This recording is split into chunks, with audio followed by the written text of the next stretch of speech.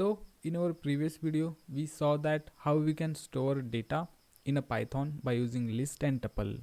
So in our today's video, we are going to see about one more data structure by using which we can store a data, and nothing, that is a set.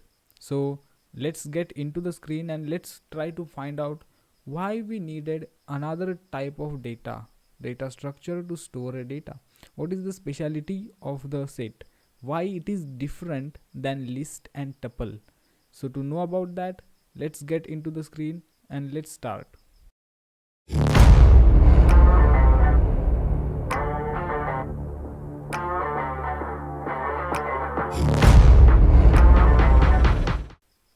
So in our previous video, we saw that how we can create a list by using square brackets and how we can create tuples by using parentheses. But in case of set, we are going to create a set by using curly braces.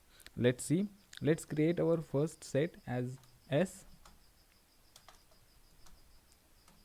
We will give curly braces and we will try to write elements in it. Okay, so I will try to get what is the type of yes. Let's say first I will try to print yes itself. After that I will try to print its type. Okay, so let's see. So as you can see, we have written our elements in comma separated way in a set yes. So we can see the class is set. So we have created our set as yes. So let's try to create some different sets. So let's create a set yes1 in which we will have some elements. Now here is the one kick.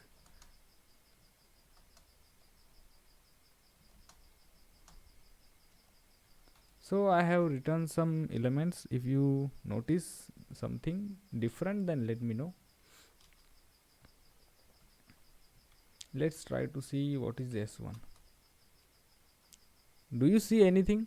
We have entered here number 3 2 times, number 4 3 times, but in our S1 those elements have only been there just for one time. So this is the main speciality of a set, that we cannot add same type of element twice. So it will just keep the first element whatever it is going to be. So it is not going to keep these 4 2 times and 3 2 times. It will just keep one element at a time. So by using set, and in case of a set, it is not always guaranteed how it is going to be ordered. Mostly set are unordered type of data, so order does not matter in set, in case of set. So in case of tuples, when we tried to create empty tuple, at that time there was a one thing that we have to do, that we have to give a comma after one element to make sure that we are creating a tuple. Otherwise it will just take it as an integer or as a string. So in case of a set, let's see if there is something kind of like that. Let's try to create an empty set as equal to, we will give curly braces and we are not going to pass any element in it. So let's see what is the type of yes. What is the type of yes that you see on the screen? That is a dict. Why we are getting dictionary instead of set?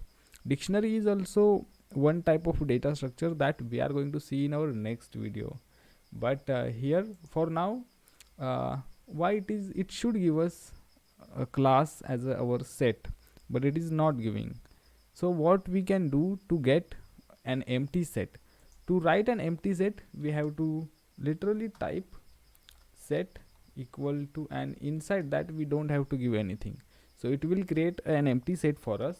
So let's try to see what is the type of S now. So as you can see, now we have successfully created an empty set. Now you will ask me that in our list, in our tuples, like we used to access element of that by using the indexing, can we do the same with the set? In case of sets, we don't have that option because sets are unordered. So let's try to access any element. So let's create a set S, like we already have created few sets. So let's take that. So we have S1, right? So let's try to access element 3, value 3 from our set S1. So let's see what will happen. Let's try to code here. So we have a S1, right? So we will try S1, put square brackets as we used to. Let's see the indexing 0, 1, 2. So at 2 we have that element. Let's see what happens. I am getting a type error and it says set object is not subscriptable. So it means we cannot use indexing in a set because sets are unordered. We cannot give any guarantee that how it is going to be ordered. Like if we try to create a set few more times, maybe the order is going to change the way it is arranged. So that's why we cannot use indexing in a set.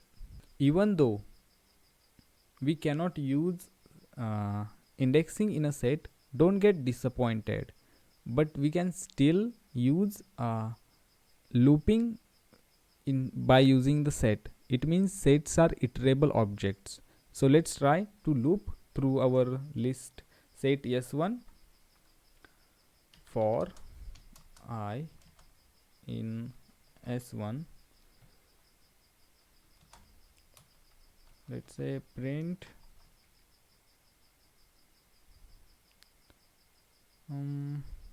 what we should print, like share and subscribe.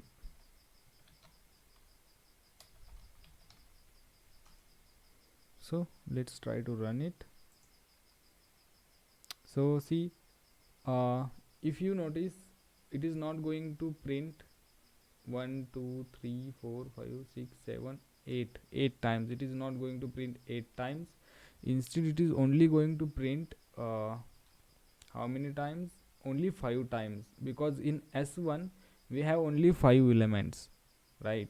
So this is the thing which we have to remember in case of a set. So in our 9th and 10th standard, we have already studied about set, and there maybe if you try to recall, we have learned about what is a union, what is the intersection. So these kinds of concepts also are present in our Python. So let's try to learn those things. Don't worry, you don't have to remember that. I will give you an recall about that. So let's see how we can find union. So for that we need two sets, right? So first we will create our set as S1. I'm keeping everything simple so you can understand.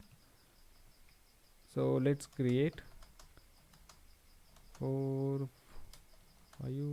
Okay, so our first set have 5 elements in it. So let's create the second one as S2, which will have 4 5 6 7 and 8. So our second set also have 5 elements, but they are different. Now let's try to see what is a union is. So let's first run this cell. So let's see S1 dot union autocorrect.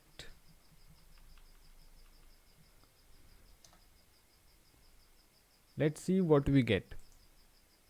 So here in case of union, what we get when we use union, what it returns, if you notice, it is going to return all the elements which are present in S1 and S2 together. If you see 1 2 3 4 5, it is present in our uh, first set. And if you see 4 5 6 7 8, which is also present in our second set.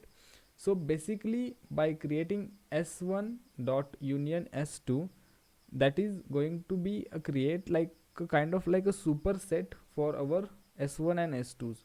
So let's save that in s3 for our future reference.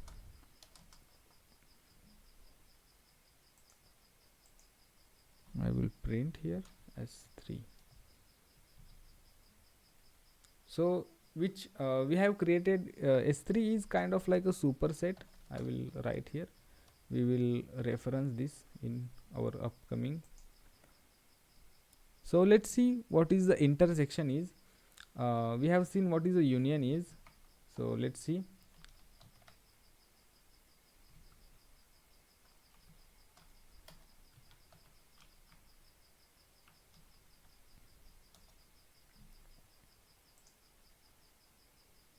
So intersection is, if you notice, it is giving us only those elements which are present in s1 also and s2 also. If you see 4 and 5 in s1 and 4 and 5 in s2 also, so it is present in both of the sets. That's why we are getting the new set with those elements which are common in both of the sets.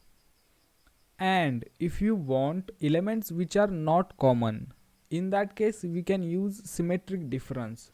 S1 dot symmetric, man, this autocorrect is killing me.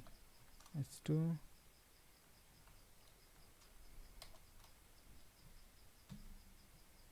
as you can see, so these are the elements which are not common. So 1 2 3 is not present in our s2 set, and the remaining 6 7 8, which is also not present in our these two sets. Let me copy paste it down below. So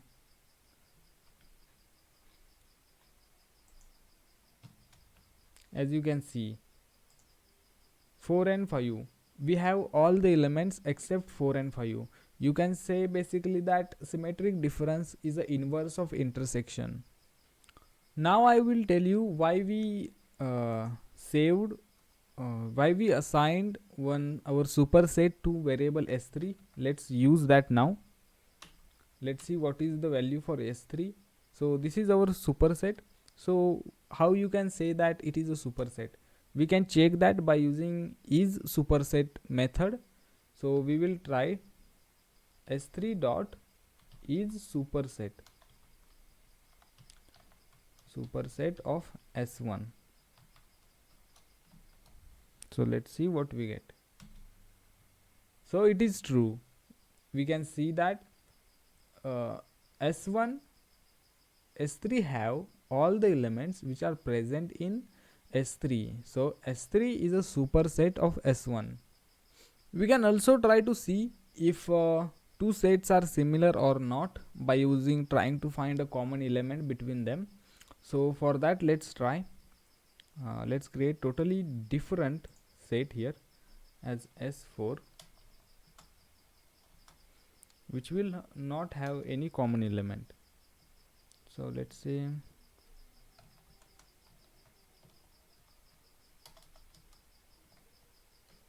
so this is our s4.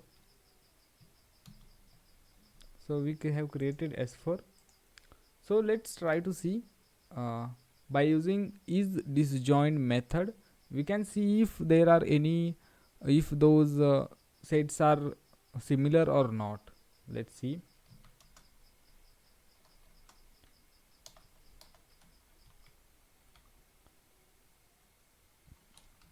Here we go. Okay.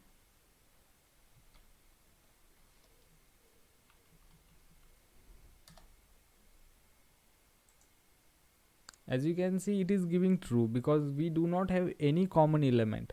But if I write here 2 as its element, now let's try to see what is the output. Now we have element 2 in common between S4 and S1. Now we are getting result as a false. Now let's say that you want to add some elements to your set. How can you do that? So there are two methods by which you can do this. Let's see. So these are our S1 and S2s. Now we want to add element to S1. How can we do that? We can use add method basically, and we can add element wise here. Right now we want to add 23 our S1, so we can do that. So let's see, and let's try to print what will be our S1 after the addition. Here you can see we have successfully added 23 to our set S1. So let's see, if you want to add multiple values at the same time, then you can do also. Let's say you want to add these many elements 4, 5, 6, 7, 8 to your S1. Let's see how you can do. You can do that by using update method.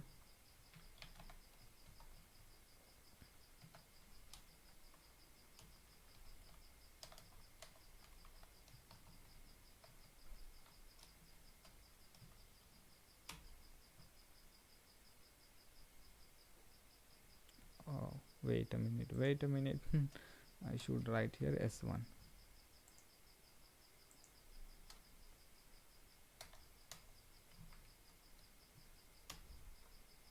As you can see, we have updated our S1 with S2, and this time it is we have to keep in mind that elements are not repeated in a set, so 4 and 5 will come only one time. Till now you have seen lot of methods about set. What are set? You have now brief knowledge about set. So let's know a few more things about set, how we can delete element from our set.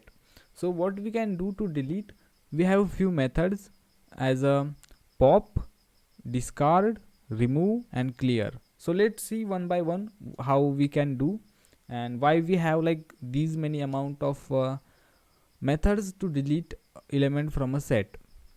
So let's see the first one, that is the remove. So we will try to remove element. We have to give element. Let's say we want to remove this 23. Let's see what happens now. Now we have successfully removed. Let's try to print our S1 to make it sure. S1 is removed.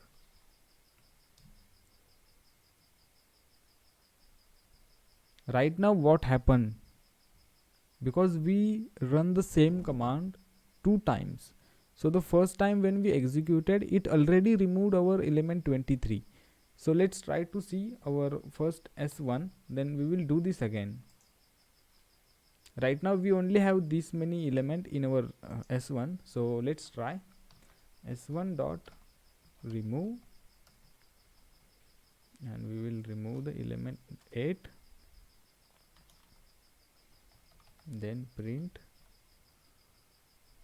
S1. So right now we have element I will refresh this. So we have 1 2 3 4 5 6 7 8 in S1. Right now we will remove element 8. Let's see what happens.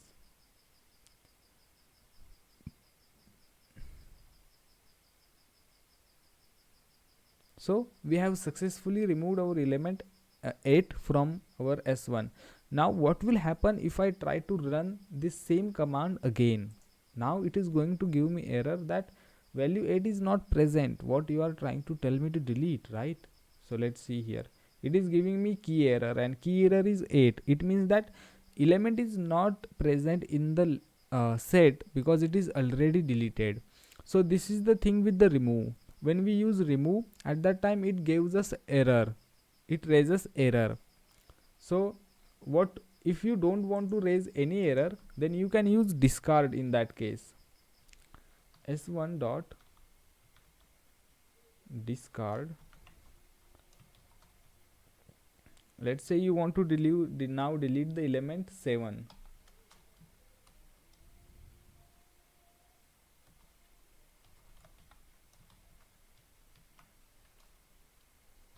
Let's see what happens in case of discard. Now we have successfully removed our element 7 from our set. But what will happen if I run this same command again? Is it going to raise any error? Let's see. No, in case of discard, we don't get any error, no matter how many times we run the code. So this is the benefit. If you want error, sometimes in our code we want error because we want to do some things. We will see more about that in future. So just remember that in case of remove, it raises error whenever there is no element present in the set, and in case of discard, it is not going to raise any error. So let's see another method, that is our pop method, which is very interesting. We just randomly deletes any element. Let's see what is going to happen now. S1 dot pop, oh sorry, print S1. So now we are going to execute this. Let's see what happens. Right now we have 1 2 3 4 5 6 elements. For pop we are not supposed to give any value in it, because we just randomly wants to delete any random element. So let's see what happens. So from our list, if you see, number 1 is deleted. It should have deleted like 6 or something, right? Because this is the last element from the set. But in case of set, because sets are unordered, we don't know how it is going to delete. Let's run it again. Let's see which element goes from our list. Set, sorry. Oh, now number 2 has been gone. So it is like that. Number of times you use the pop, it just deletes any random element. Let's say you have a very big list, and let's rewrite our S1. 1 2 3.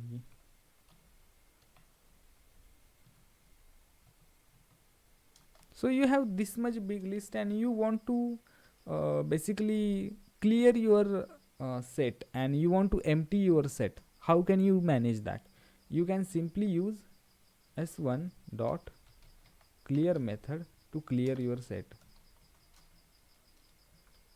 And let's see what we get as output. Here we are assigning these many elements, and we are going to clear all of them in one blow. We are going to give a rock bottom to that.